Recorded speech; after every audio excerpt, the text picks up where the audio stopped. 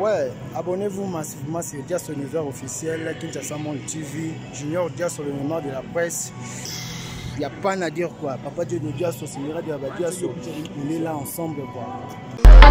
Bonjour chers internautes, je suis Congolais de Brazzaville. Je me permets de faire cet audio concernant vidéo zotamble na internet na moni que ndeko moko ya Zaïro afingi ba Congolais, afingi biso ba Congolais Brazzaville. Alors qu'est-ce que je voulais dire sur concernant sur Koffi Olomide na ndeko wana afingi biso. Vous voyez que il est temps que biso ba Brazzaville, si Koffi, si plutôt Kinshasa a bloqué Beach, biso ba Brazzaville tokufa nzala. Premièrement, biloko tu otuliaka makambo tu tosala na Congo eutaka na Kinshasa te. La RDC atekaka biso ba plastique na bakisi, ça on peut pas le nier. C'est une pure vérité parce que bah kiti otofandaka ba plastique na ba kisi ya komela et utaka na RDC. Mais autre chose ezala mususu ya ono makambo ya ya bilia, makambo ya papier toilette ou je sais pas quoi, tout ce qui est alimentaire ne provient pas de la RDC. Donc ce monsieur là Zaïrois wana o afingi biso. Ngana ofinga ba Zaïrois te, da ofinga ba Kinois tout est. Parce que j'ai des amis aussi Kinois, je connais des amis Kinois qui sont très intelligents, instruits, qui ne peuvent pas tomber à un niveau aussi bas comme l'individu qui a insulté tous les Brazzavillois. Il est temps que biso tozala complexé à Bakina. Tokozala complexé à Bakina na sens nini. Et là, comme malonga na kinezate, s'il s'agit biso tout bois ba clash pair, biso bito ko taper moi ba clash mais propre na mutu mayele. Et là na malonga na kinyate, na ebite que Congolais Brazzaville ko lomba na tonga komika jaloux na kino. Entre les deux peuples frères, banane ba ya oluka vie na Brazzaville. Ou peut-être ba Brazzaville ba ya oluka vie na kin. Na éviter que si Brazzaville a kola mukana tongo ata même azo souffrir kende kina mema poubelle ou asala mwana ki verni biso ba Brazzaville to yeba ki verni te, to yeba makambo ba makete, to yeba makambo ba Mont Blanc te. Tous ces petits boulots je ne veux pas cracher sur ces petits boulots puisque il y a la bateau bazoka mongo kuna, mais ces petits boulots de merde là et où t'as wapi bakinande ba même on a Brazzaville. Le Congolais de Brazzaville ne connaissait pas ce genre de choses. Bon, il y a au fin à Brazzaville que Bissoudan est l'autre côté. Mais le Congo Brazzaville est le 4e pays producteur de pétrole en Afrique. Le pétrole déjà que nous utilisons actuellement, on n'a même pas utilisé la quantité de notre pétrole. Même pas le quart. Il y a qu'à moitié utilisé. Si tu exploitais pétrole, tu n'as Congo. Puis c'est à cause de la casse Dubaï et Afrique. Parce que tu as un mouvement qui a dirigé Congo, Zoba Sassouan a dirigé Congo, a géré Mogate. Sur 100% de la production pétrolière, a ça 70% à français. Mais surtout à 30%. Comme Azazoba, on a soifé du pouvoir et on a Bouti qui est à la tête du pays. D'ailleurs, même il a des origines douteuses. Il est originaire du Bénin, il n'est pas congolais de pure souche. Voilà pourquoi Bifondé, Congo est aux alamoi mon boulot. Mais moi, mon boulot, on a galère na Bifouana. Le Congolais de Brazzaville ne peut pas venir à Kinshasa. Avec le peu qu'on a, je ne pense pas à Kinshasa pour vivre Nengana. Il y a des gens qui sont à Brazzaville,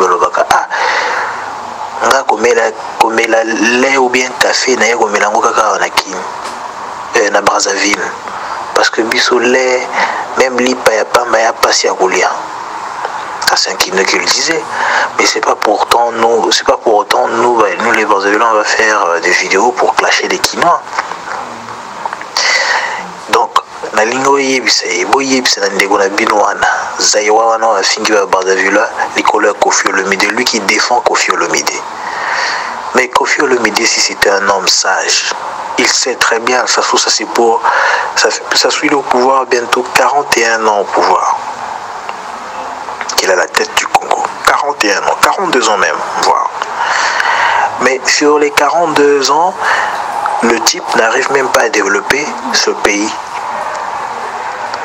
Tout ce qu'il sait faire, c'est piller de l'argent, faire venir des musiciens qui n'ont pas de cerveau comme Koffi Olomide, faire venir des musiciens qui n'ont même pas une tête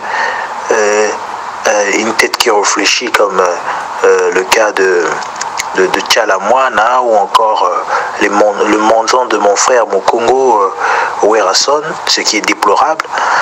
Certes que je suis aussi Mokongo de Brazzaville, mais c'est déplorable de voir un Mokongo qui peut encourager un type comme Sassou, Ayako Yembela Sassou, et surtout Koffi Yende maintenant. Ndali Kamonanga Koffi vraiment, vieux Ralimbi Sabiso, Ande qu'on a vu sur Mokongo, mais il peut affoser. Makambo à Brazzaville, la peuple s'est reconnue. Sassou, il est là à la tête du pays pour détruire ce pays-là. Et ndeko wana ya Zaïrois wana ana ofinga bakinote na ofinga bakinote parce que ça fait pas partie de mon éducation. Aujourd'hui, je peux pas me lever un bon matin na finga bakinois tout. Je sais qu'il y a des Kinois qui sont très bêtes, très idiots. Il y a des Kinois qui sont très très intelligents. Il y a des Kinois qui ne peuvent pas tomber aussi bas. Net ndeko wana o afingi ba Brazzaville tout. Donc je ne peux pas me permettre aujourd'hui de me lever un bon matin et insulter tous les Kinois. Non, ça ne se fait pas. Dans chaque pays respectif, il y a toujours des idiots et des intellectuels. Donc ndekwana o fingi biso boye bisaye. C'est azazoba qui vous zoba na yasa ngona famille na ye. Le Congolais de Brazzaville n'a jamais envié un Kinois. C'est même pas en rêve. Envier que Kinois était. On ne peut pas vous envier. Le Congolais de Brazzaville s'en fout complètement de ceux qui, en fait, en fait, on se considère d'être Mindele Afrique. On s'en fout complètement que tu sois Kinois. Tout le monde on dirait que tout le monde en Afrique, les plus intelligents, c'est nous. Donc, ce soit tout le monde a Miki, peuple Miki. Donc, je ne pense pas qu'en Brazzaville va se lever un bon matin à la jalousie. On ne vous calcule même pas, on s'en fout complètement des Kinois. On les parce que nous, mais faut d'abord nettement nakotaka na jeu ya zoba wana Kinois na oafingi ba Brazzaville vraiment ndeko na RDC bolimisanga parce que mutu wana vraiment makambo alobi na sepeli en côté qui vous zoba na yasa la ngona famille na pas na biso.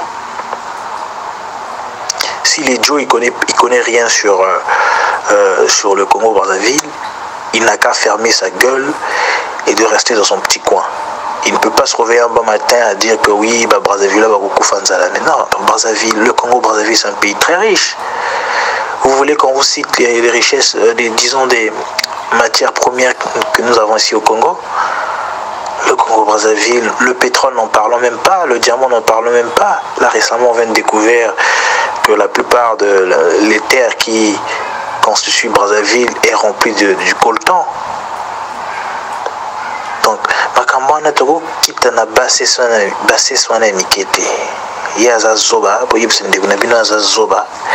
Azala maele afinga batute. Nous on reproche Koffi Olomide en tant que grand artiste et Afrique. Normalement, lorsqu'on est considéré comme un grand artiste Afrique, l'artiste n'est pas là seulement pour chanter et faire plaisir le peuple. L'artiste est là aussi pour éduquer le peuple. L'artiste est là pour éveiller la conscience des peuples. L'artiste est là de faire aussi le reproche à un dirigeant qui n'arrive pas à diriger un pays. Lorsqu'on est considéré comme un grand artiste, il faut faire preuve de maturité, il faut faire preuve de sagesse. Si j'étais Koffi Olomide, ce que j'allais faire, je n'allais même pas oser composer une chanson et encourager une dictature telle que la dictature de Denis Sassou Nguesso. Mais Kofi, vu que c'est un mendiant, un homme très affamé, assoiffé d'argent, bah, il se permet à faire ce genre de clip. Pour narguer les Brazzavillois, pour narguer les pays d'Afrique qui sont en voie de développement, qui cherchent une démocratie absolue. Voyez-vous? Alors si aujourd'hui l'Afrique ou le Congo-Brazzaville, si plutôt la démocratie en Afrique ou le Congo-Brazzaville n'arrive pas à atteindre l'horizon, c'est à cause des individus comme Sassou et Koffi Olomide. Parce que Koffi Olomide, on a télémé, on a papé mon bimba, on coloboye, a dit que on ne peut pas bâtir un peuple dans la dictature, on ne peut pas bâtir un pays plutôt dans la dictature. Beaucoup construire un beau canal, la dictature t'es. Regardons ce qui s'est passé avec Mobutu. Mobutu a dirigé RDC dans la dictature. Mais Atika RDC Ndenin. Atika RDC Namawa. Il a pillé les richesses de la RDC. Première fortune du monde, Mobutu. Bongo Touane RDC a même investir au pays. Banan va bénéficier de les pays occidentaux. On est aux noirs. Nous wana kasina zolo bana mutu wana o kino wana wa lobi wana zoba wana yezala mpamba pauvre type qu'il est. Oui, ça y est, beau tirer matoi. Prochainement qui va faire la vidéo plutôt l'audio qu'il essaie de contrôler ses propos afin que Brazzaville tout est. Nga attend la salle vidéo audio on a fini bakino tout est. Je n'ai pas insulté tous les kino parce que je me suis dit, je ne peux pas aujourd'hui me réveiller un bon matin à finga papa mi bimba kino ou bana mayele batanga na bango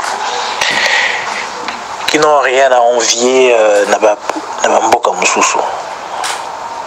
Nous voyez bisa zoba zairo na fingi biso à contrôler le langage naï. Et j'espère que je me suis adressé sur le bon numéro comme ça vous tinez message à Yokango. Donc je m'arrête par là et puis bon voilà. On se dit bonne année et ciao ciao. Bonsoir, bonjour.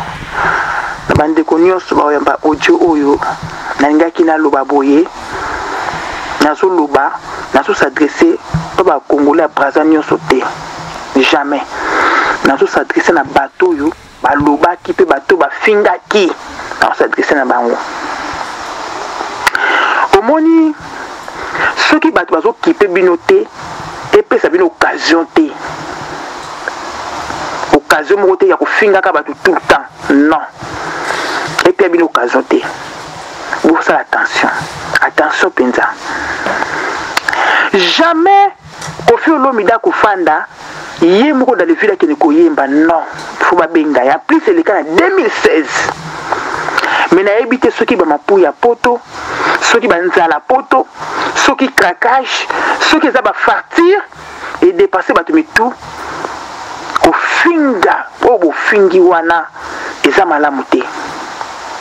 Alors papa ozo finga bat banzoto ba mama o mitali yo moko oza nous salité na mobali po ba ko finga mutu kala mo finga pe batu na soni yo ndi moza wana na Kishasa yo kozala mwana musala Koffi Olomide osole ba caleçon yo za mwana musala Koffi Olomide osole ba caleçon o comprendre o lati veste loko ba crochet ozo ko finga Koffi Olomide ozo na audace wana sonité wana sonité.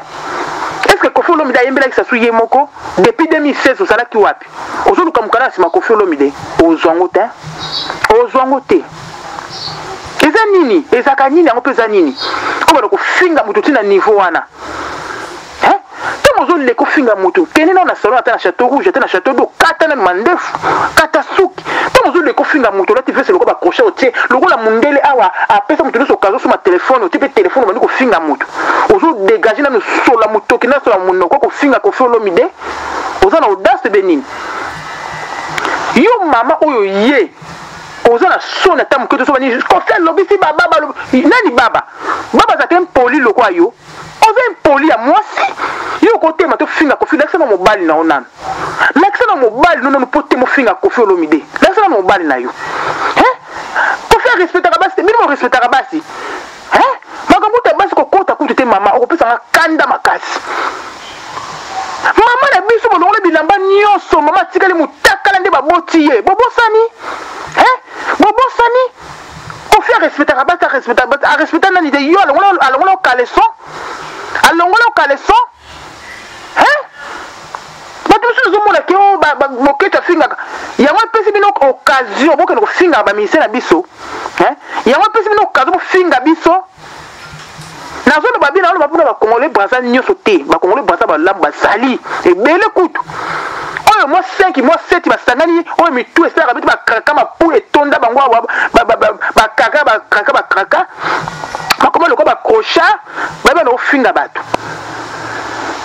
bosukisa non bosukisa soki bomeki tour oyo bosali audio na 10h in toza wana tokorépondre mais non yango te epesa bino occasion bana kofinga bamusicien yango te epesa bino occasion bana kofinga bato mais non mama lakisa nanu mobali na yo nanu totala nanu mobali na yo nanu soki aza nanu ndenge nini oyo kofinga moto bandi kodesine ndenge azali moto nzaba kela lakisa nanu mobali no nanu lakisa mobali na yo nanu yo moto mandefo soki ozala na kongo kuna me nayebi soki kofi olomide olingo oza boya kofi olomide kaka mpona kosola bakaleson donc kofi olomide eza mpeso mpena ko awafuto chaque mois $200 mpo solakika bakaleson oza crochard oza zobo oza mayele te mama eske nga te na fingi awa ntango na lobi awa mpo bamiso bamona yango kofinga me nga na fingi te na lobi vérité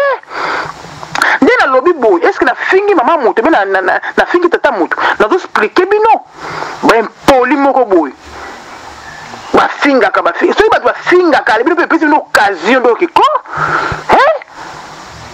boke longola elamba mama congolais moi makasi bolongoli elamba bobomie moi makasi mama nasalaki bino nini mpo bino olobani kofi olombi abanga basi aviola bino ou bien alala bino alala bana na bino bosukisa ça suffit bosukisa ekoki nalobi ekoki bosukisa ekoki bokomi banani bosukisa. Bonjour, nautolanda sur internet émission nayo sur na internet émission nayo sur ma affaire nzembo ya Kofi Ayembeli Sassou o ba Congo Brazzaville baza kofinga biso ba Congolais ya Kinshasa nangi na répondre bango muke on a évité sur la muke sur la marque nini nangi na ebana no Congo Brazzango ba Congo Brazza ezana nini Congo Brazza nini cause ya Congo Brazza. Vraiment papa ça fait mal ba yuma lokola ba zoba lokola ya Congo Brazza mboka pamba ba Sahara biso ba musicien ni bon to ba na musicien Kofi ba musicien ni si ba bimisa oyo ba sala makam na Afrika même ba Congo Brazza ba villageois pa pamba ba crossa na ba Congolais ba bosani na tweet je crois ba meka ko beta ba obina bango na kota Kinshasa ne to répondre bango Congo Brazza ko sa na bisota na nazo bisona ba to nyonso o ba sali ba audio pour ofinga Kofi ngana na fingi bango ba tufia ba mama na bango nde ba ni bolo ya mama na bango nde ba ngi kofinga to mona na biso so to beta ba Congo ba Brazzaville to katsa elo mo te zanga biso baza ba yuma ba ko sa na biso Congo Brazza ezana nini ezana nini mboka na mbo ezana nini baza ka na pétrole baza pétrole te biso za pétrole te ba pays mususu zone dire ba commune ba te Congo Brazza za commune d'enfance ya Kinshasa ba te en tout cas tout ba meka ne ba meka ka ko simba congolais moko oza Congo Brazza biso to ko identifier bango ba koyeba biso tobatama te soki tokei na mboka bato tobatama te toza fier on est des Congolais toza fier bango soki aza Congo moto ya Congo Brazza akoki kobimisa identité na ye ezala mbala suka soki bameki bakoyoka biso bakomosakana tro ezala bato ya Rwanda ezala oyo akomeka sikoyo tokobeta bango comme il faut Congo Brazza ezala nini même bafrançais on dirait bafrançais baloba on dirait banani on dirait donc bafrançais kimboka na baloba ya mboka balobaka wana epe tala yebi soit audio oyo tindela bato ya Congo Brazza yuma nyonso arrive s'ingérer na makambo ya Kofi tokutana biso na ye soki Kofi ayembeli sasu mabe nini asali wana mabe nini asali baluka bamusicien barogaroga bazali bamusicien bango ya Congo Brazza bazali bakoyembela mpe bakandidat mosusu wana biso nde totinda bango kodani sensation azala moto ya Congo Brazza me mitali bango biso Kofi osala mosala na ye Kofi osala mosala na ye il a droit de chanter pour qui il veut ezala vraiment bozo bate Congo Brazzaville avant bayuma Congo Brazza ekosaka na biso Congo Brazzaville ekosaka na biso Brazzaville bato mosusu